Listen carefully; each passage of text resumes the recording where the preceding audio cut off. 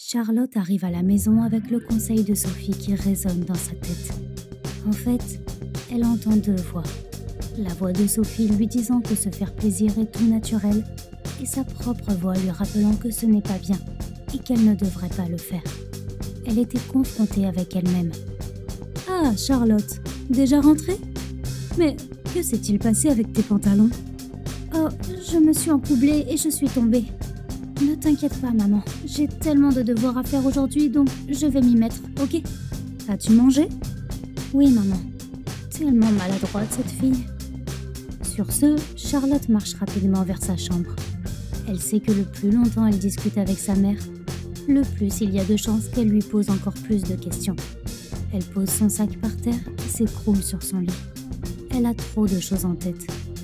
Et si elle essaie vraiment de le faire ? Comment doit-on commencer ce genre de choses ? Elle est de plus en plus curieuse. Bon, allez Charlotte, c'est le moment de vérité. Hé, réveille-toi. Tu m'entends ? Réveille-toi. Charlotte entend une voix masculine la suppliant de se réveiller. Elle ouvre ses yeux lentement et commence à dévisager cet individu familier devant elle, qui la dévisage à son tour. Comment vas-tu ? Que s'est-il passé ? Où suis-je ? De l'eau. J'ai tellement soif. Aussitôt, l'homme attrape une bouteille d'eau à côté de lui et lui verse un peu d'eau dans sa bouche. Soulagée, elle essaie de se lever mais tout commence à tourner et elle devient vite confuse. Je n'ai aucune idée de ce qui s'est passé. Je me suis réveillé et tu étais là, endormi, et gisant à côté de moi.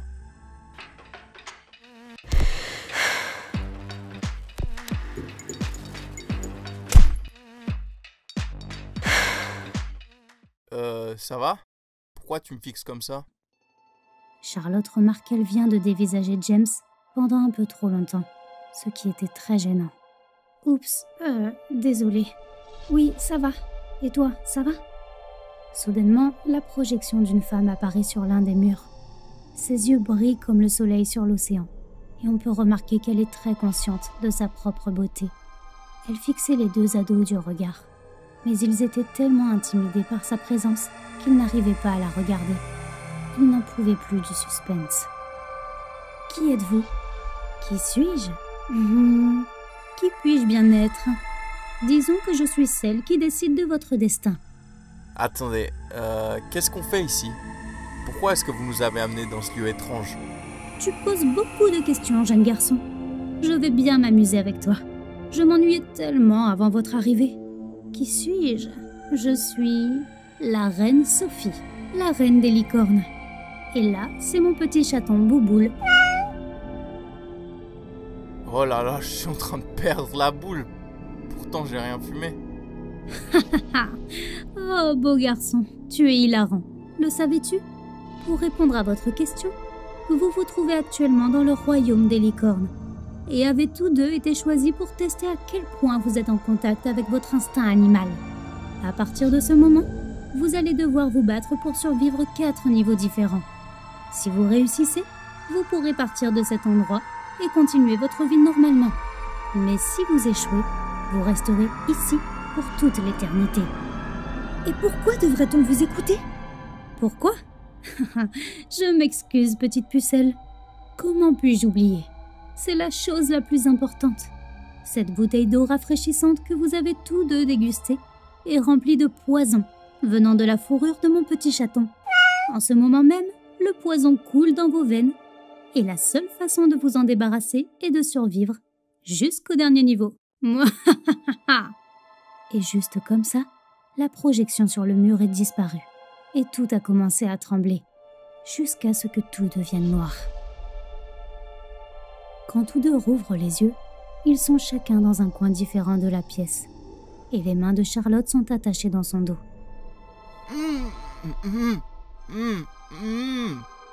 Les mains de James ont été attachées devant lui, mais il ne peut pas bouger, ni parler, parce que sa bouche et son corps sont couverts de miel gluant et collant. Qu'est-ce que c'est que ça ? As-tu hâte de jouer, ma petite ? Regarde le visage de ton copain.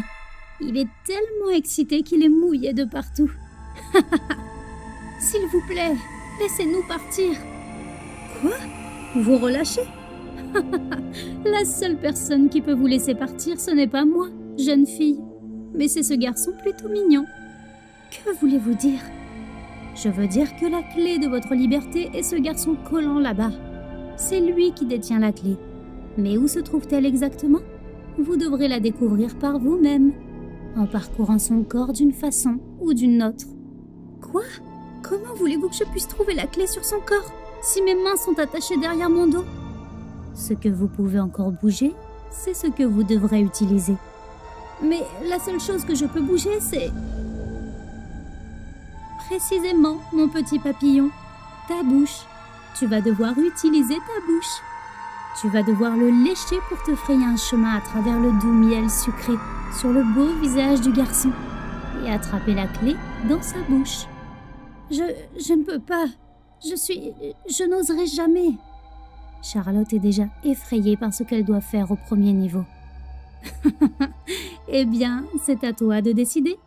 Mais une fois que j'aurai démarré la minuterie, mes petites amies les fourmis affamées sortiront et le feront à ta place. Charlotte reste figée. Elle ne peut pas le faire. Non, elle ne peut pas. C'est tout simplement impossible. Non seulement elle est vierge, mais en plus elle n'a jamais embrassé de garçon. Elle n'a d'ailleurs jamais pensé à embrasser un garçon. Que va-t-elle faire? Et c'est parti! La reine déclenche le chronomètre. Charlotte observe James qui est épuisé, à force de lutter pour se libérer et respirer. Petit papillon, à ta place, je me dépêcherai.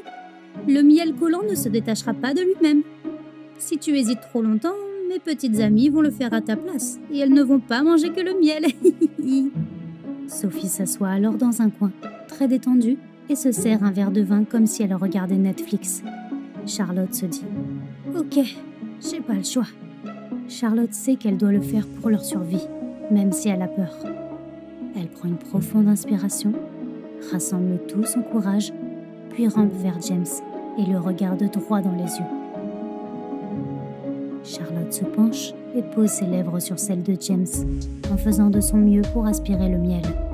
Mais comme c'est sa première fois qu'elle embrasse un garçon, elle n'est pas très sûre d'elle et est assez maladroite. Le temps passe et les fourmis se rapprochent rapidement. Elle n'arrive pas à atteindre la clé et se frustre. À ce moment-là, James la regarde pour lui montrer qu'il croit en elle, ce qui lui donne assez de courage pour recommencer. Mais cette fois, elle se penche et l'embrasse avec vigueur. Grâce à ça, il n'a pas fallu longtemps pour qu'elle saisisse la clé. Au moment où elle réussit à l'extirper, le miel se met à fondre et le sol à trembler.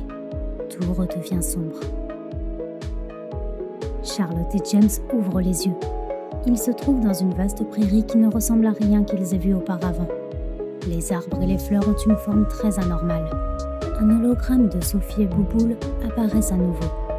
Elle applaudit. Pas mal! Pas mal du tout pour une première fois. Très bien, ne perdons pas de temps. Voici votre prochain test. Sans en dévoiler plus, elle murmure « Silenzio !» Alors, une lumière blanche se met à sortir de la gorge de James. Puis, une boîte dorée sort de sa bouche et atteint les mains de la reine Sophie. James essaie de parler, mais aucun son ne sort de sa bouche. J'ai dans ma main une boîte qui contient ta voix, et maintenant... Sim sim salabim! La boîte se met à flotter lentement jusqu'au bord d'une falaise, derrière eux. Les règles sont très simples. Tout ce dont vous avez besoin pour passer ce niveau, c'est de cette paire d'ailes et des mains de James. Ces ailes ont été fabriquées avec des pétales de fleurs méca. Vous pouvez les voir pousser en bas de la falaise. Ces fleurs ont un pouvoir magique pour faire voler n'importe qui. Mais pour qu'elles marchent, vous devrez leur donner ce dont elles ont besoin. Elles ont besoin de tendresse, comme un petit chaton. À l'intérieur d'une de ces fleurs se trouve la clé dont vous avez besoin pour passer ce niveau. Vous devrez donc trouver un moyen de les satisfaire. Vous n'avez que 3 minutes. Passez le temps limite. Le soleil se lèvera au-dessus de la montagne et détruira la boîte avec la voix. Si vous n'arrivez pas à prendre la clé, vous serez alors coincé dans ce monde avec moi pour toujours. Ce n'est pas si mal, non? Charlotte saisit rapidement les ailes et les pose sur son dos. Elle est apeurée à cause de la hauteur de la falaise et aussi parce qu'elle n'a jamais volé auparavant. Quant à James, il ressent la même chose, mais il est excité en même temps. Il se dirige lentement vers les fleurs et réfléchit à la façon dont la reine a dit qu'elles aimaient être heureuses, comme un bébé chaton. Alors, il décide de les caresser et de les frotter doucement de haut en bas. Charlotte s'exclame avec enthousiasme. « Oh oui !» Les ailes commencent à bouger. James le remarque et continue de frotter lentement et doucement les pétales. Charlotte se lève lentement du sol, mais tout à coup, elle retombe. « Eh bien, petit papillon, si tu ne te lâches pas, et si tu ne suis pas le rythme des ailes, tu n'arriveras pas à voler. » James se retourne et tous deux se regardent dans les yeux. Il lui fait un signe de la tête pour lui signifier qu'elle peut avoir confiance en lui. Il ne laisserait rien lui arriver. Quand elle voit ça, elle se dit qu'elle n'a plus rien à perdre. Alors elle se met à l'écoute de ses sentiments plutôt que de ses pensées. Elle se lâche complètement. Elle se laisse entraîner par ses ailes puissantes qui, grâce au geste de James, la font décoller lentement. Son corps est de plus en plus léger, alors qu'elle vole de plus en plus haut, plus léger qu'une plume. Au début, elle avait peur de voler, mais là, c'est incroyable. De quoi avait-elle peur? Alors que James la voit flotter lentement, il continue de frotter en appuyant doucement, mais en allant de plus en plus vite. Il veut arriver à la clé, et alors qu'elle flotte de plus en plus haut, les pétales s'ouvrent lentement et dévoilent la clé à l'intérieur. Tout d'un coup, il entend un bruit venant d'en haut. « Ah, James, ça va trop vite, j'ai peur !» Il est tellement concentré à récupérer la clé qu'il oublie que plus il va vite, plus elle vole vite également. Alors il continue de caresser la fleur à un rythme moins frénétique. Il diminue alors sa vitesse et sa pression, afin de ne pas être trop rapide ni trop brusque, tout en gardant les yeux rivés sur son expression à elle. Elle semble à nouveau aller bien et se rapproche de plus en plus de la boîte, jusqu'à arriver finalement à portée de main. Soudain, les pétales éclosent et s'ouvrent pour le laisser passer. Avant de pouvoir saisir la clé au centre de la fleur, il doit s'assurer que Charlotte puisse atteindre la boîte en même temps. Sinon, elle tombera. Il attend alors qu'elle saisisse la boîte et attrape la clé. Dès l'instant où ils mettent la main chacun sur leur objet, Charlotte se met à planer lentement. Elle doit admettre que voler si haut est incroyable. Et lorsqu'elle se met à redescendre doucement vers le sol, elle souhaite que cet instant dure une éternité. Au moment où elle atterrit, une belle et mystérieuse porte en bois sculpté apparaît devant eux. James regarde Charlotte fièrement et ouvre lentement la porte du niveau suivant. Charlotte et James ouvrent la porte magique et arrivent au 3e niveau du pays des licornes. Ils ont encore 2 niveaux à passer avant d'être libérés de ce monde.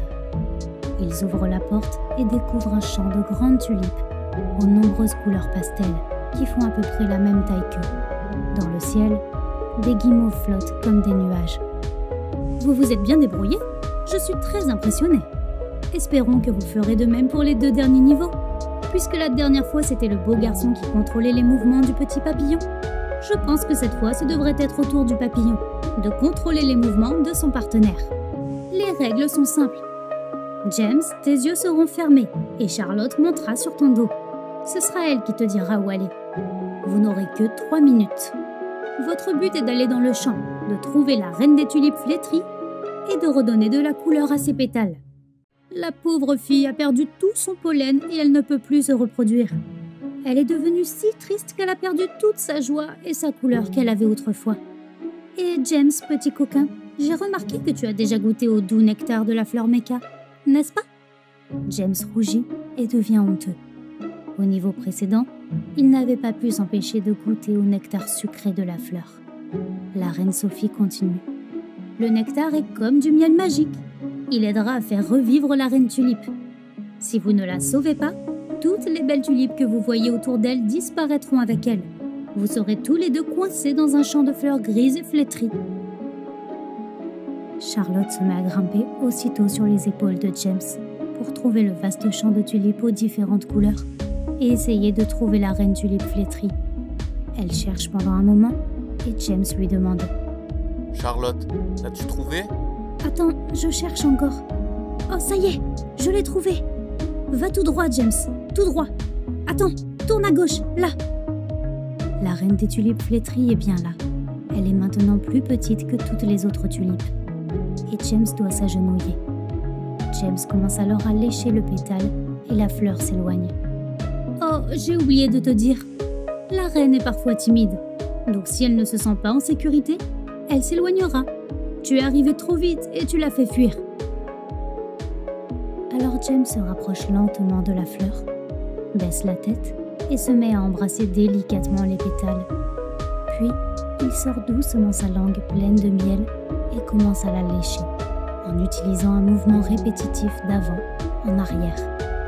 James effleure les pétales avec sa langue et se met à faire des cercles, répétant ce mouvement encore et encore, jusqu'à ce qu'il trouve le bon moment pour faire rouler sa langue autour des pétales intérieurs, pétale après pétale. Charlotte, qui est toujours sur son dos, peut voir la couleur changer. Alors, elle lui indique précisément comment bouger sa langue pour arriver au bon endroit. Ok, et maintenant, tu vas faire glisser lentement ta langue vers la gauche, de haut en bas. Bien, les pétales changent de couleur. Et maintenant, à droite lentement, de haut en bas. Bien, je pense que la fleur est habituée à t'en toucher maintenant. Tu peux accélérer. À gauche, en haut. Personne ne peut plus attendre. Elle le presse d'aller plus vite. Plus vite, James, plus vite. Continue, plus rapide. Là, oui, là, c'est bien. Pendant qu'ils essayent de maintenir la vitesse et la pression, sa langue commence à fatiguer. Alors il décide d'utiliser ses lèvres pour embrasser doucement et téter les pétales. Charlotte hurle. James, on y est presque. Plus vite, plus vite. Va plus vers le milieu. Continue comme ça. Plus vite, j'ai dit plus vite. Elle se met à le serrer alors qu'elle a du mal à se contenir. Il sent ses cuisses se réchauffer et se contracter autour de lui. Il se dit qu'il doit être en train de bien faire. Puis, la tulipe, qui au début ne sentait rien et avait un goût fade comme du papier, commence à s'épanouir et à répandre une odeur douce. Alors, elle se met à fleurir lentement et prend une couleur pêche rose avant de diffuser une douce odeur partout dans le champ. Soudain, tous deux sentent le sol se dérober et ils tombent dans un trou sombre et profond. Charlotte et James ouvrent les yeux. Cette fois, ils se retrouvent au bord d'une arène. Ils voient la reine Sophie et son chat sur une scène arrosée d'eau fraîche et rafraîchissante. Enfin, nous nous rencontrons face à face. Je voudrais à nouveau vous souhaiter officiellement la bienvenue dans mon monde. Que pensez-vous de mon accueil ? Vu votre état, je dirais que vous avez vraiment dû vous amuser. Le dernier niveau ne sera pas facile, car vous allez vous confronter à moi. Et je vous promets de ne pas utiliser de magie, car ce serait évidemment injuste. Une fois que vous m'aurez vaincu, je serai ravie de vous donner l'antidote qui annule le poison. Vous avez le choix entre m'affronter 1 contre 1 ou vous mettre à 2 contre moi. Peu importe, des humains basiques comme vous ne me vaincront pas. Charlotte et James se regardent. James aimerait y aller, mais d'un autre côté, il se dit que c'est quand même une femme et il ne veut pas la heurter. Charlotte hoche la tête pour signifier que c'est elle qui s'y collera. Elle monte lentement sur la scène pleine d'eau et passe sous le rideau d'eau pour voir Sophie. Waouh, on commence avec Charlotte ? Bien. J'ai hâte, ma petite licorne mouillée. Charlotte ne dit rien. Elle regarde la reine d'un air dépravé. Et la reine la fixe comme si elle était son jouet. Hé hé, je vois que tu es prête. Je vais me faire un plaisir de te vaincre et de te garder à mes côtés, pour l'éternité. La reine bondit sur Charlotte qui perd son équilibre et tombe avec la reine la chevauchant. Charlotte n'abandonnera pas. Elle continue à se battre de toutes ses forces. Les 2 femmes luttent au sol et la reine est tout aussi mouillée que Charlotte. Le cœur de Charlotte bat très vite et cela lui donne des picotements dans tout le corps. Pourquoi la reine lui paraît-elle si sexy ? James, qui se tient à côté de la scène, observe attentivement. Il se dit « Waouh, cette scène est tellement chaude !» Leurs vêtements collés à la peau, des perles de sueur et d'eau qui coulent sur leur nuque et leur corps, Charlotte devient tellement attirée par la reine qu'elle se déconcentre un moment. Sophie saisit donc l'opportunité et réussit à lui donner un coup de pied dans le ventre. Aïe ! Cet impact les sort tous deux de leur imagination. Lorsque James voit Charlotte dans cet état, il sait qu'ils ne gagneront pas si Charlotte lutte toute seule.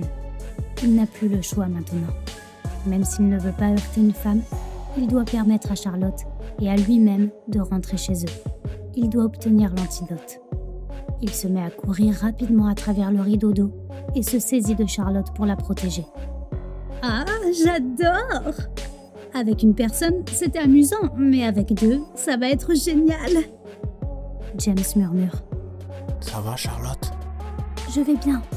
J'ai juste perdu ma concentration pendant une seconde et tout à coup... C'est bon, va te reposer. Je vais prendre le relais. Non, je ne te laisserai pas tout seul. Elle est très rusée. Je ne peux pas te laisser seule avec elle. Assez! Venez tous les deux! Les yeux de la reine brillent.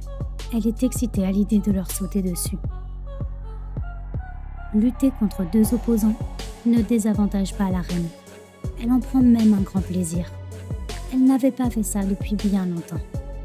La reine Sophie attrape Charlotte et la bloque avec ses bras. Charlotte a beau essayer, elle ne peut tout simplement pas se libérer des bras de Sophie. James intervient alors pour aider Charlotte, mais il ne parvient pas à la libérer. Il essaie de retirer les bras de Sophie, mais quoi qu'il fasse, il ne parvient pas à les faire bouger. Alors il attrape le manteau de la reine, mais au lieu de réussir à la déséquilibrer, c'est en fait la chemise de la reine qui commence à arracher. Cela a dû déclencher quelque chose en Sophie, car elle essaye de repousser James et ils tombent tous les trois à terre. Ils essaient alors tous de se relever, mais ils se mettent à glisser. Ils tombent les uns sur les autres. C'est là que commence alors une lutte acharnée. C'est un vrai chaos. Les bras et les jambes s'entremêlent. Chacun fait de son mieux pour empêcher son adversaire de se relever. James essaye de se concentrer. Il tente de saisir le bras de Charlotte, mais à la place, il saisit la cuisse de Sophie, ce qui fait rougir James et Charlotte. James enlève rapidement sa main comme s'il touchait une plaque chauffante. Cela fait perdre l'équilibre à Sophie qui tombe à nouveau. Sophie ne peut plus bouger. Elle ne peut même pas utiliser sa magie car elle l'avait elle-même bloquée. Elle ne pourrait utiliser ses pouvoirs à nouveau que lorsque le combat serait terminé. Elle a dû se tordre les chevilles pendant sa chute car elle ne peut plus se lever. Elle regarde devant elle et voit James réconforter Charlotte et l'aider à se relever. Elle sourit sournoisement. Il n'y a pas moyen qu'elle les laisse s'enfuir. Oh, oui! Charlotte prend une profonde inspiration pour se calmer. Presque. Elle y est presque. Soudainement, elle entend des bruits de pas qui se rapprochent. Ce ne pouvait être personne d'autre que... Charlotte, chérie, as-tu fini tes devoirs? Quand tu auras fini, descends, d'accord? Je t'ai préparé ton plat préféré. Puis, la mère de Charlotte s'éloigne sans même attendre de réponse. Ouf, c'était proche. Heureusement que je l'entends arriver de loin, sinon j'aurais eu une discussion pas très amusante avec elle. La mère de Charlotte est très conservatrice et elle surveille chacun de ses mouvements. Charlotte n'est même pas autorisée à avoir une serrure sur sa porte, soi-disant qu'elle ne devrait pas avoir de secret l'une pour l'autre. Et au moins, s'il y avait un danger, sa mère pourrait entrer et l'aider. Mais Charlotte sait que c'est un prétexte. À chaque fois qu'elle est au téléphone, sa mère trouve une excuse pour venir vérifier qu'elle ne parle pas à un garçon. Quand elle regarde la télévision, sa mère aime venir la surveiller jusqu'à ce qu'elle s'endorme. C'est parce qu'elle a peur que sa fille regarde un film pour adultes. Après avoir mangé, Charlotte retourne dans sa chambre, frustrée par l'excitation qu'elle a accumulée sans arriver à bout. Elle craint d'explorer davantage maintenant. Elle a peur que sa mère ne revienne. Alors elle essaie de s'endormir. Mais sa tête se remplit de toutes les images sur lesquelles elle a fantasmé auparavant. Ça paraissait si vrai et elle est tellement excitée qu'elle a l'impression de devenir folle. Mais ce n'était pas réel. Comment est-ce que ça avait pu lui procurer autant de bien? Serait-elle un monstre qui aime imaginer des choses sales et perverses? Ses pensées tourbillonnent dans sa tête, jusqu'à ce qu'elle finisse par s'endormir. Quand elle se réveille, il fait encore nuit. Elle ne s'est pas réveillée aussitôt depuis des mois. Ce doit être à cause de toutes les émotions accumulées qu'elle n'a pas pu libérer. Oh, j'en peux plus! Elle pense un moment. Sophie! Et l'image du vestiaire lui revient alors. C'est à cause d'elle que je suis comme ça. Alors c'est elle qui doit m'aider. Elle attrape rapidement le téléphone et lui envoie un texto. Hé, c'est Charlotte, ou Licorne, ou peu importe. J'ai besoin de tes conseils. James, plus vite! Plus vite, plus vite! S'il te plaît! J'essaie, mais je ne suis pas assez fort pour continuer Splash tout seul. Surtout en ce moment avec la pandémie, ça rend les choses encore plus difficiles pour moi. Mais j'essaye. S'il existe des entreprises ou sponsors capables de m'aider à réaliser plus d'épisodes plus rapidement, veuillez me contacter pour une collaboration à valentin@minutevideos.com.